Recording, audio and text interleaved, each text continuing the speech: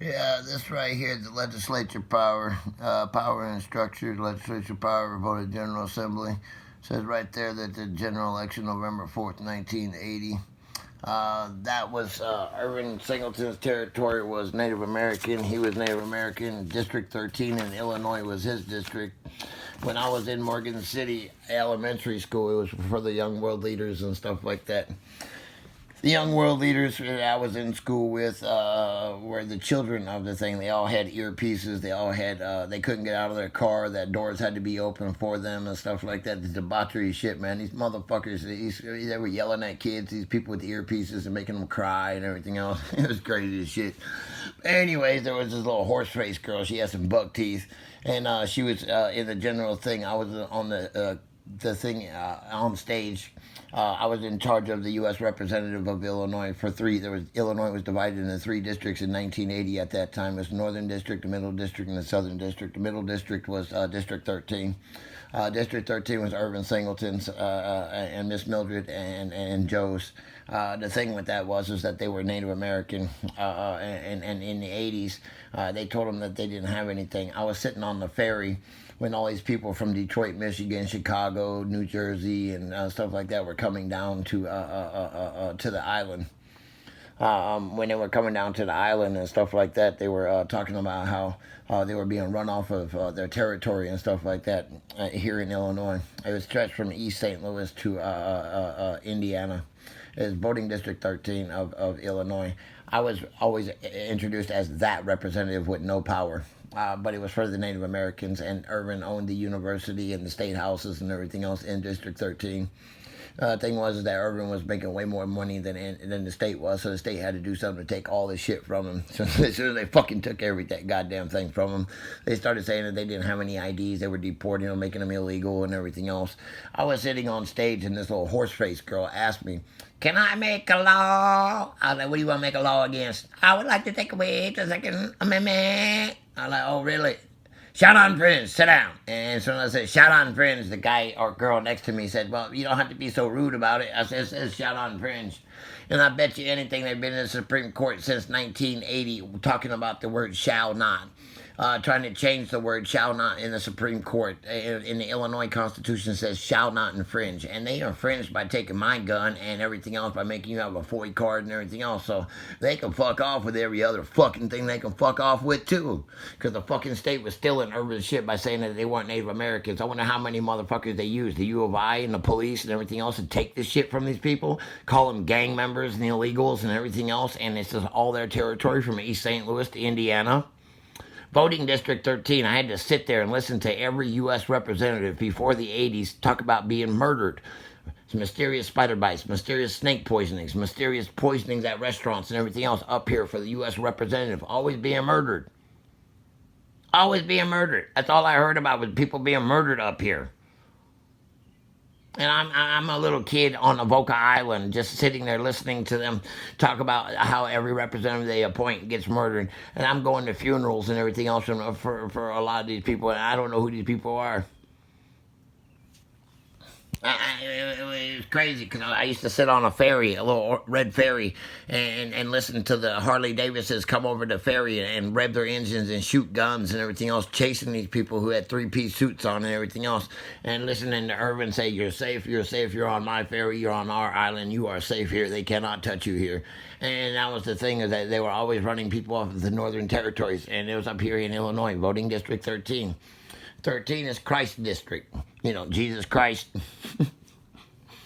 So that's why Urban had said that it's the 13th district of Illinois. It was one that stretched from East St. Louis all the way to Indiana, and that was his territory.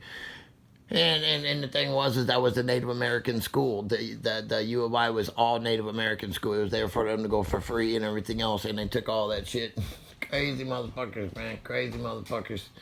And they're going to sit there and tell you that there is no Native Americans here in this place or anything like that and all this other stuff, when the university was for free college for all Native Americans throughout the whole United States.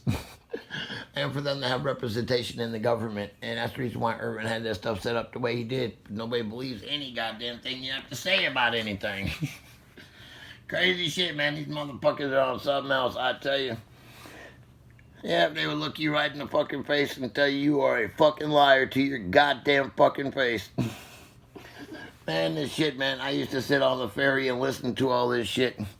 All this stuff. I used to have to go to funerals for people and stuff like that because it was safer to have funerals in Morgan City than it was to have it up where they were from.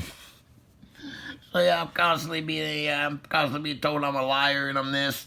They took Irvin's Island. They took the ferry from him. Probably the Piku's and Piku's son did it. Who knows? I don't know. It's just kind of crazy because all our signs were missing all the time. All these Harley Davidson people were going through the island. They had this one guy who had a black bandana on his head with the gold eagle, and he had a black a vest with the gold eagle on the back of it too. He wore all black when he was going through the island, and he threw me into the side of the wall and said, "I've got to get out of here." Because I looked him dead in the eye and said, "What are you doing?" He goes, "Well, I didn't know anybody lived here." "Yeah, man, we live on the island, man. We live here." And that motherfucker threw me into the wall and it took off, jumped on a boat and took off. He had a flashlight looking for his shit through my goddamn skinning sheds. So yeah, these motherfuckers are always coming on the island and shit. All these Harley Davidson people and everything else, and I was fucking dealing with this shit. I even seen some of these motherfuckers with flashlights in the goddamn garage going through shit, and the motherfucker looked at me like, yeah, we live here, man. Then he throws me into the shed and then takes off running and hops on the boat. Get out here.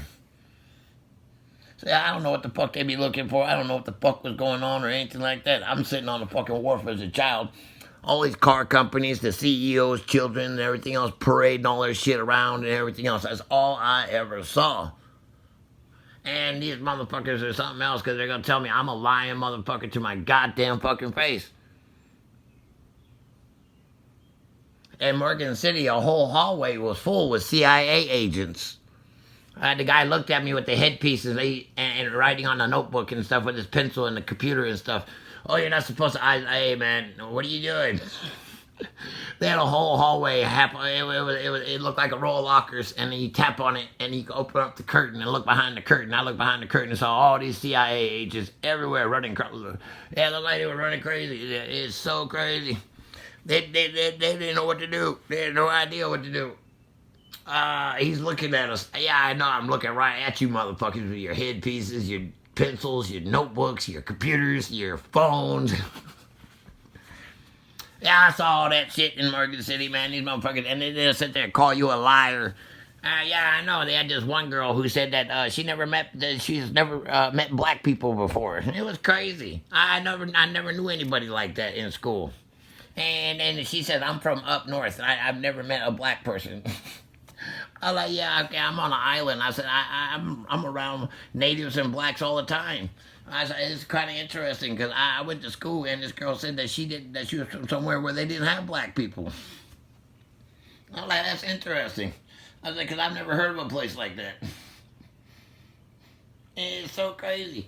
Because then this one guy come up and put my hand on my shoulder and said, "You are a fun sucker. I'm going to do everything to hide everything from you because you are a fun sucker. You make everything better."